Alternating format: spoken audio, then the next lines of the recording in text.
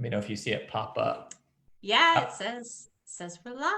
I always get this. I always get this delay, so it always catches me like doing weird stuff before the streams. For some reason, it takes like a second on my end, but it looks like it's kicking off here. Hold on 1 second. Oh yeah, there we go. And I'm gonna like it. Nice. No humility over here. Liking my own posts. No need for humility. Right, exactly. Hey, everybody. It is Coach Justin and Coach Lauren here.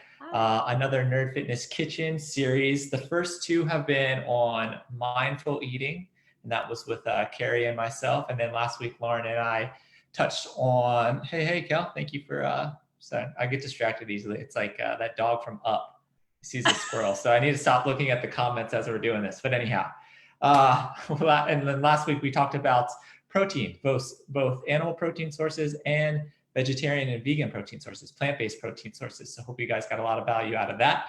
And today we plan on touching a little bit more on adding to that plate and building out what we'll talk about next week, really Nerd Fitness balanced plates, and especially in real life. So today we're going to talk about choosing carbs and healthy fats for our meals. We're going to touch on some of our favorite sources, serving sizes, and go from there. Lauren, anything you wanted to add? I love carbs. I'm just going to throw that out there. me too. I'm excited to talk about this too, because I did the low carb thing for like quite a while, and I think it's fun to explore and experiment with different things, and you find what works well for you too. Yeah. But I'm a sucker for a good carb as well too. So I'm excited to talk about this. I also need to get a new Nerd Fitness shirt. I try to wear them whenever we're doing streams, but it looks like I just wear the same thing every single day. So I need to upgrade my Nerd Fitness wardrobe. So I need to make one. I need to steal a logo and make a shirt. There you go. All right. So guys, today, carbs and healthy fats. So what this practice includes today, including a source of smart carbs, we'll call them, and healthy fats with most of our meals, and then adjusting the serving size on the meal that we're having. Maybe you're having more fats at one meal, more carbs at one meal, and learning kind of how to adjust things as you put meals together, or if you're dining out.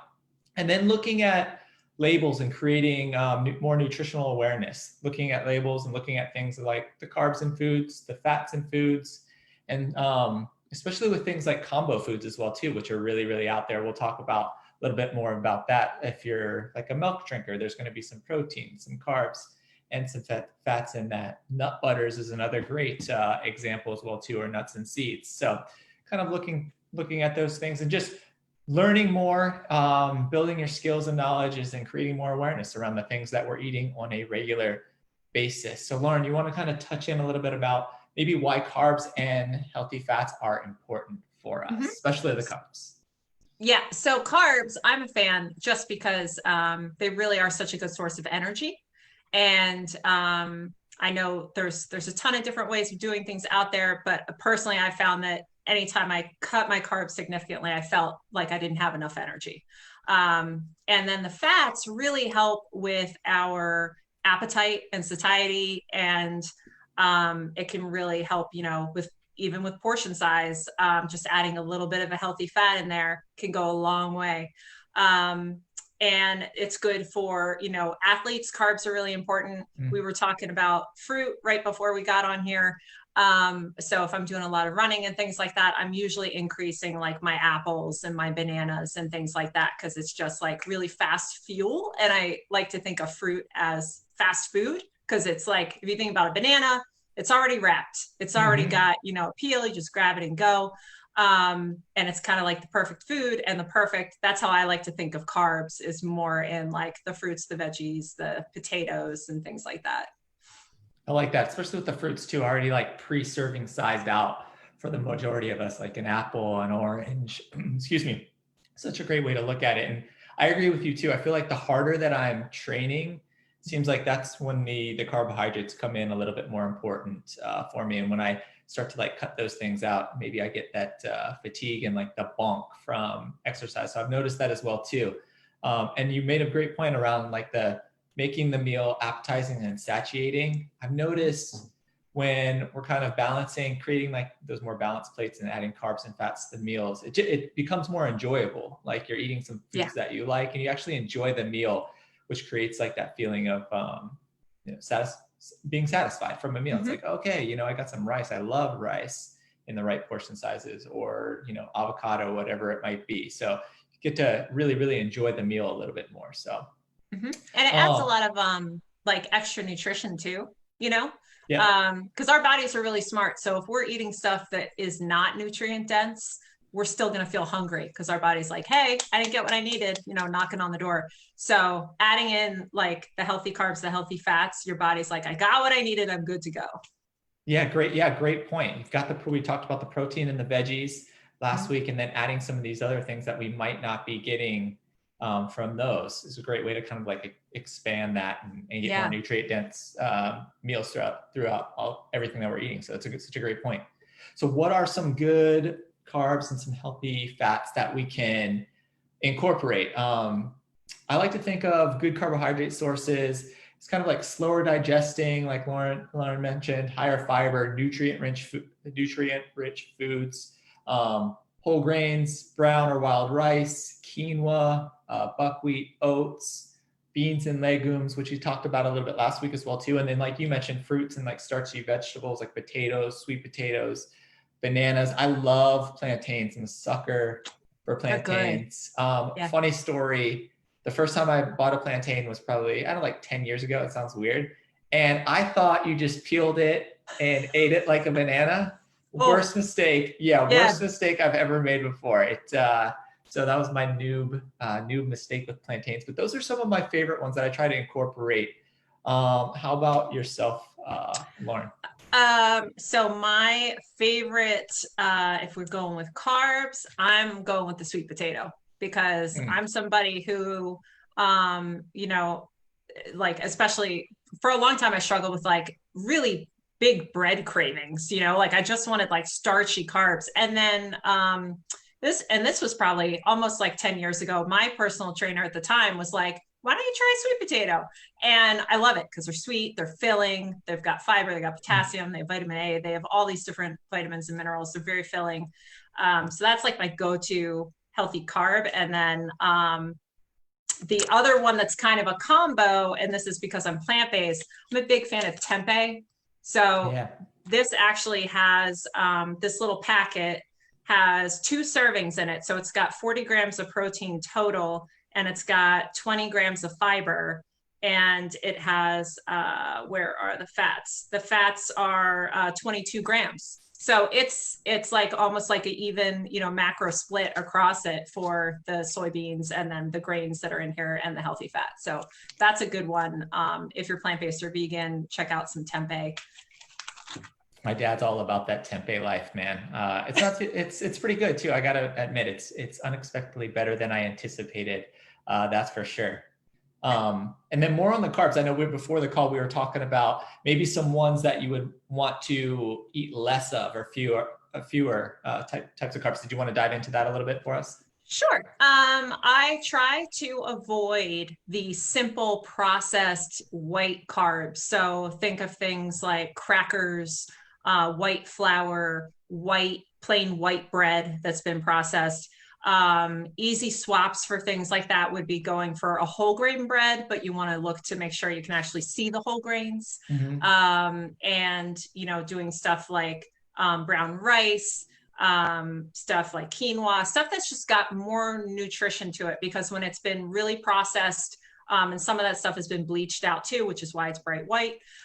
We lose a lot of the nutrients, and it becomes more of like a simple sugar, and our body handles that differently, and we don't stay full as long. So you end up feeling fuller longer if you make a choice for a carb that's more nutrient dense, more satisfying, and more of, a whole grain, whole food type thing. Yeah, I love it.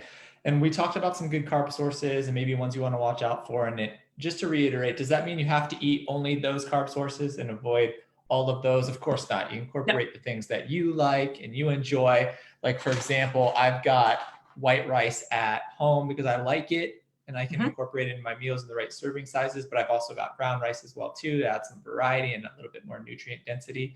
So 100% exactly. It doesn't mean you have to eat one or the other. It's just something to Right. create more awareness around and build, and as we're adding skills and stuff like that. So if you guys have any questions that pop up around some of the carbs that we're talking about or healthy fats, drop them in the comments, and then Lauren and I will definitely reply back to everyone that's coming in as we're moving along, which leads into get some of our like favorite healthy fat sources and stuff. And you touched on kind of looking more on whole, minimally processed foods, which I'm 100% all on board for. So when it comes to healthy fats, I love like just whole eggs. I think we both have avocados. Definitely one of my favorites, little sea salt on top or something like that, added to salads or sandwiches or whatever it might be. Olives, I use a lot of olive oil when I'm cooking. I definitely measure it out because it's pretty easy to kind of overdo. So I'll always measure that out. But something I've been doing, based off what you said actually right there, was I've been just eating more of like olives in general, like trying to eat more of the whole food. I don't know if that's a fruit. Is it a fruit? I don't know. If anyone knows. Olives grow on a tree, right? So, Yes. and they've got a pit. So I don't know if Yeah. the seed makes it a fruit. I'm not sure. I'm not Someone sure. will tell us in the comments. If someone knows, drop that knowledge bomb down at the bottom. Otherwise, I'm going to be looking to Google later. I'm embarrassed that I don't know this, but whatever. And then nuts and seeds as well too. And that's another one that I've been switching over. Almond butter is a trigger food for me. I don't even use, I mean, I can't remember the last time I didn't eat it just out of the jar with a spoon, to be honest with you. So I've tried to limit that buying it for myself, and have been going more to like the whole almond or macadamia or something like that, and kind of getting back to the more whole food, just because it was something I noticed about myself. So anything with your favorite healthy fats, Lauren? So I love the avocado too. A thing that I noticed, quick tip, I know a lot of people are always like, how do you pick a ripe avocado? Yes, You just want to be able to press a little. Like if you can press your thumb just a little bit into it and make a little indentation, if it smushes, it's bad. And if you can't press at all, it's not ripe yet. This one needs to be eaten today. So yeah, and if they're ripe and you're like, I can't use it today, put it in the fridge and it'll slow it down. Oh, okay. So yeah, but Coach Lauren dropping knowledge bombs for everyone right now on avocados. But the avocados, like, so here's the thing that I love to think about with like a healthy fat versus like maybe a fat that's not so good for us. Like with oils are great, but you could, like you said, overdo an oil. I had a client before ask me how much avocado is too much avocado. And I said, well, sit down with a couple avocados and give it a shot. And they could not get through 1.5 avocados. They were like, I'm so full. Well, these are full of fiber. They have all these other nutrients. So that's the difference when you pick like a healthier fat. It's hard to overdo it because it does make you feel really full. And it's so good for you. So my other ones, I'll love olives. I've used coconut oil a little bit. And I have like, you measure your oil. I've done that. I also bought a mister.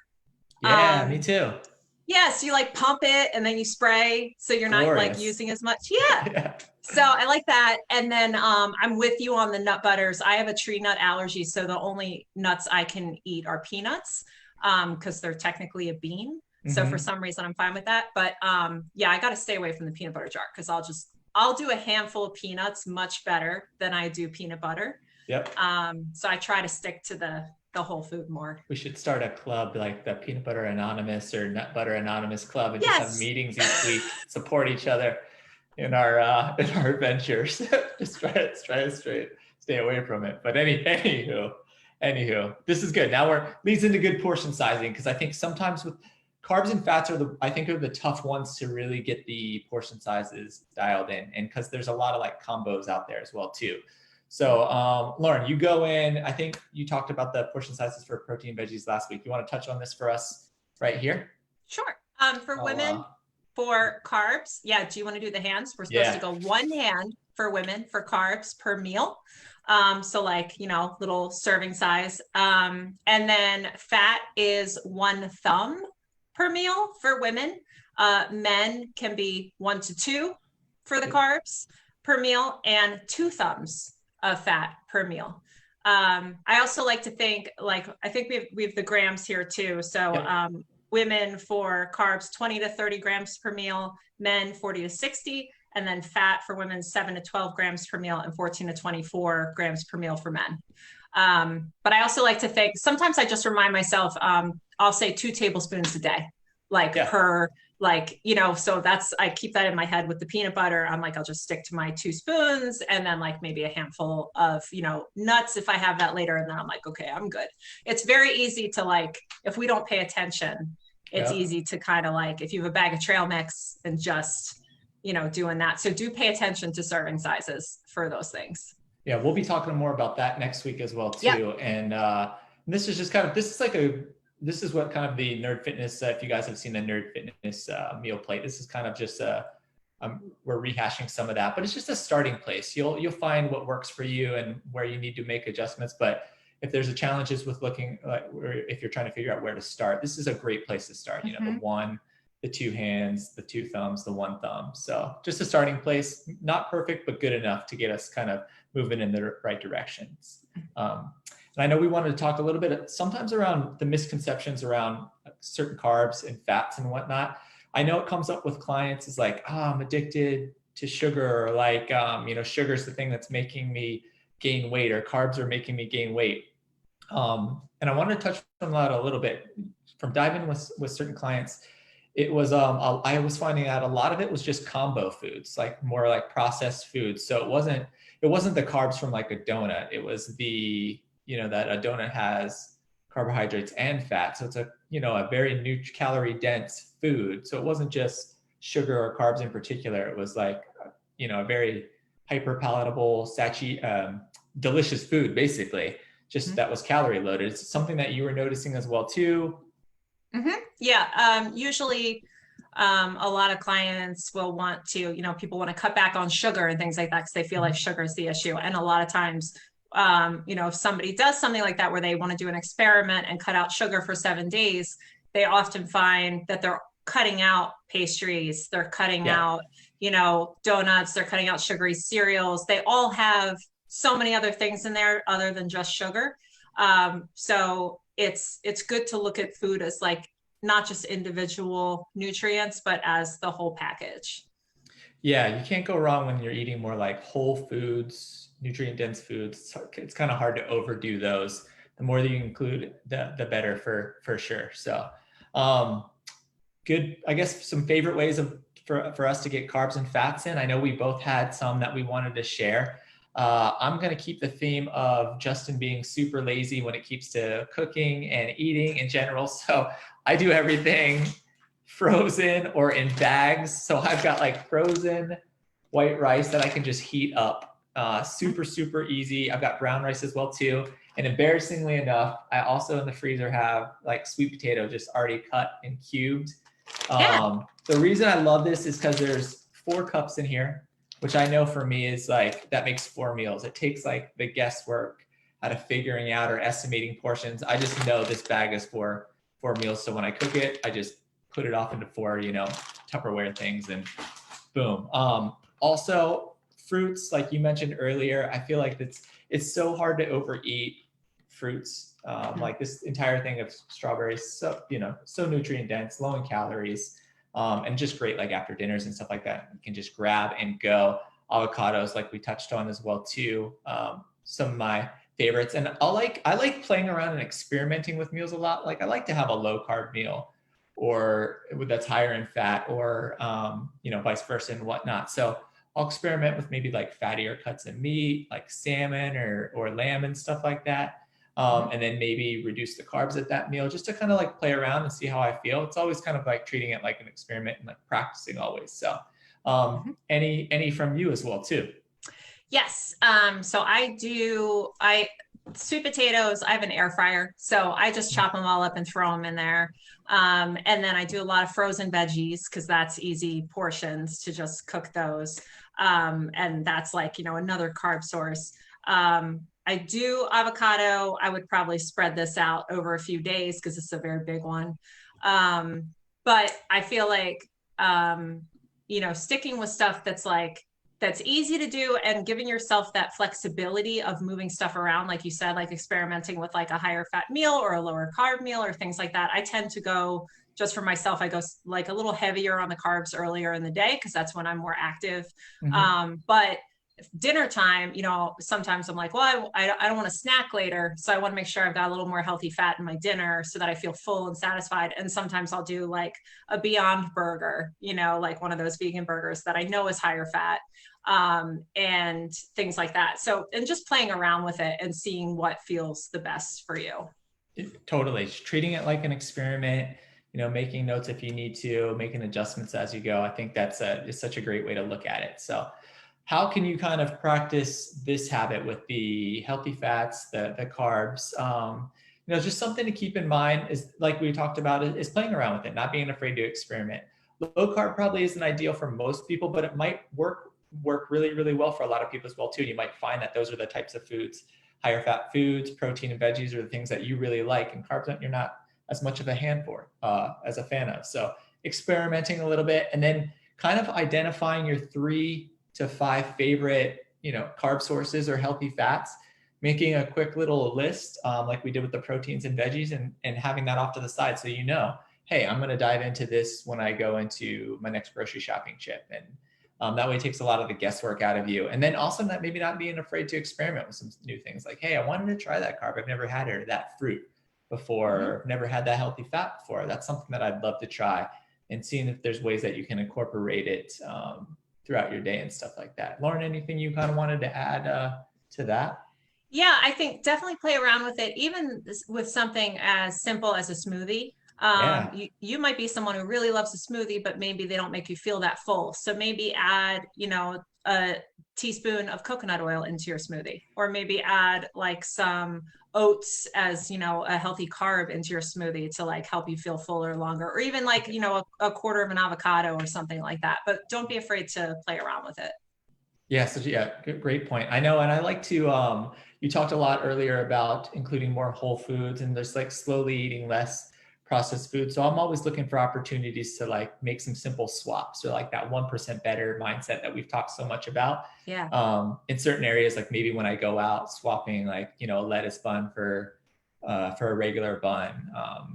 I know maybe I might have just got booed for ruining a hamburger for some people, but just No. super simple ways to kind of like adjust that. Zucchini noodles instead of pasta noodles sometimes. Yeah. Simple swaps like that are always kind of like fun ways to like play around with some stuff. So, any parting words of wisdom for everyone?